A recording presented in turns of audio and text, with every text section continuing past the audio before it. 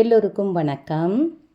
தையல் நாயகியின் ஆன்மீக குறிப்புகள் அண்டு பரிகாரங்களும் என்கிற யூடியூப் சேனலுக்கு உங்களை அன்போடு வரவேற்கின்றேன். நல்லதை நினைப்போம், நல்லதே நடக்கும்னு சொல்லி இந்த பதிவை நான் ஆரம்பிக்கிறேன். பதிவுக்குள்ளே போகிறதுக்கு முன்னாடி நம்ம சேனலை இது வரைக்கும் சப்ஸ்கிரைப் பண்ணலைன்னா மறக்காமல் சப்ஸ்கிரைப் பண்ணி வச்சுக்கோங்க. எல்லாரும் எல்லா வளமும் பெற்று நல்லா இருக்கணும்னு வேண்டிக்கிறேன். காலையில் சமையலறைக்கு போன உடனே இதை செய்யுங்கள், கடன் அடையும், கடனே வராது அப்படின்னு தலைப்பு போட்டிருக்கேன் இல்லைங்களா? அது என்னென்னு பார்க்கலாம். இப்போது நான் கிச்சனில் உங்களுக்கு நான் கேஸ் அடுப்பை, என்னுடைய சமையலை செய்கிற கேஸ் அடுப்பை உங்களுக்கு நான் காமிச்சிக்கிட்டு இருக்கேன். இப்போ இந்த சமையலை காலையில் எழுந்த உடனே சமையலறைக்கு இப்போ சிலருக்கு ஒரு மிகப்பெரிய டவுட் இருக்குது. என்னென்னா, அம்மா நான் காலை நேரத்தில் எழுந்து குளித்து முடிச்சுட்டு தலையெல்லாம் குளிச்சுட்டு அதுக்கப்புறம் ஏன்னா தாம்பத்தியம் இருந்தால் தலை குளிச்சுட்டு தான் நான் போகணுமா அப்படின்றதுக்கு நிறைய பேருக்கு அந்த ஒரு இது இருக்குது. நான் என்ன சொல்கிறேன்னா, காலைல எழுந்து தலை குளிச்சுட்டு உங்களுக்கு டைம் இருந்துச்சுன்னா நீங்கள் அதை செஞ்சுட்டு போங்க, ரொம்ப நல்லது.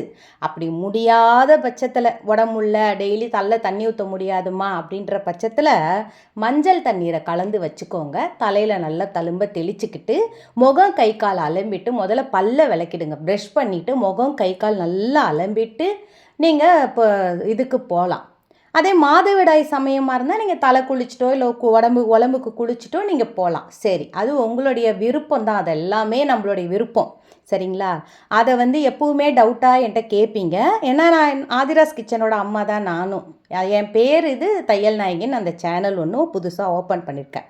போன உடனே என்ன பண்ணணும், ஃபஸ்ட்டு கேஸ் எடுப்பேன். ராத்திரிக்கே நான் இரவு நேரத்துலேயே நான் தொடச்சி க்ளீனாக வச்சுட்டு தாம்மா போய் படுப்பேன் அப்படின்றவங்களுக்கும் இது பொருந்தும். ஏன்னா காலையில் எழுந்த உடனே கொஞ்சோண்டு ஒரு நல்ல துணி, ஒரு வெள்ளை துணி இருந்தாலும் பரவாயில்ல. நான் இன்றைக்கி உங்களுக்கு இது என்னவோ கிளாத்துன்னு சொல்லுவாங்க, தண்ணி அப்படியே உறிஞ்சிக்கும். இது டக்குன்னு எனக்கு வீடியோ பேசும்போது வரமாட்டேங்குது.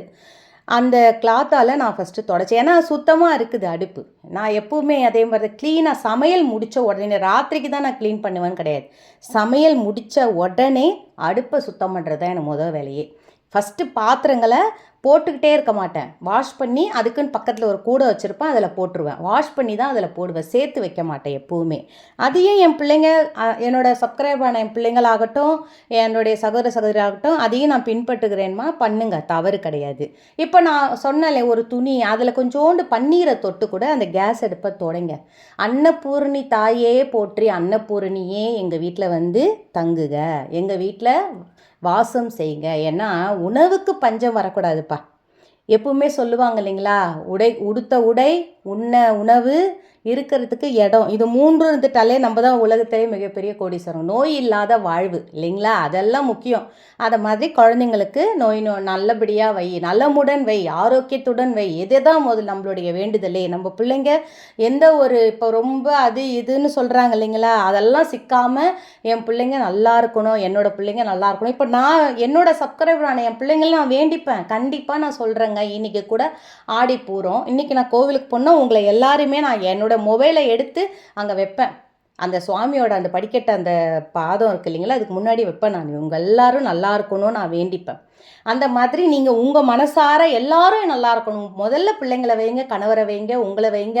உங்களை மறந்துடாதீங்க. எப்பவுமே நம்மளை நாம் மறந்துடுவோம், நம்மளை வேண்டிக்கவே மாட்டோம். நம்ம பிள்ளைங்க நல்லா இருக்கணும், கணவர் நல்லா இருக்கணும், அப்படி தான் நம்ம வேண்டிக்குவோம். அந்த மாதிரி வேண்டிக்கிட்டு நம்ம வாழற வரைக்கும் அன்னம் எடுத்துக்கணும் அப்படின்ற ஒரு நம்ம எவ்வளோ நாள் வாழறோமோ அவ்வளோ நாளும் நம்ம சாப்பாடு நல்லா சாப்பிடணும், அன்னபூர்ணி தாயே அப்படின்னு வேண்டிக்கிட்டு மகாலட்சுமி, ஏன்னா மகாலட்சுமி அந்த இடத்துல வாசம் செய்கிறா.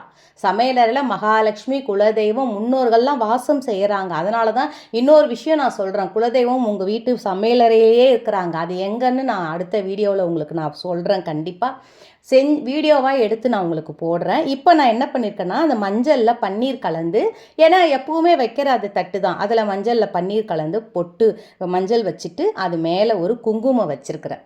வச்சுட்டு மனதார வேண்டிக்கிட்டேன். டெய்லி காலையில் எழுந்தவுடனே இதை செய்யுங்கப்பா.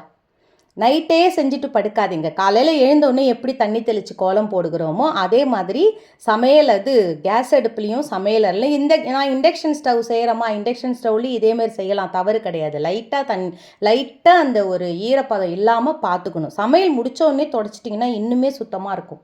இதை நீங்கள் வீட்டில் செய்கிறீங்கன்னா உங்கள் வீட்டுக்கு கடனே வராது, கடன் இருக்காது, மகாலட்சுமி அம்சம் நிறைந்திருக்கும், எப்பொழுதுமே குலதெய்வ வாசம் நித்தம் இருக்கும்.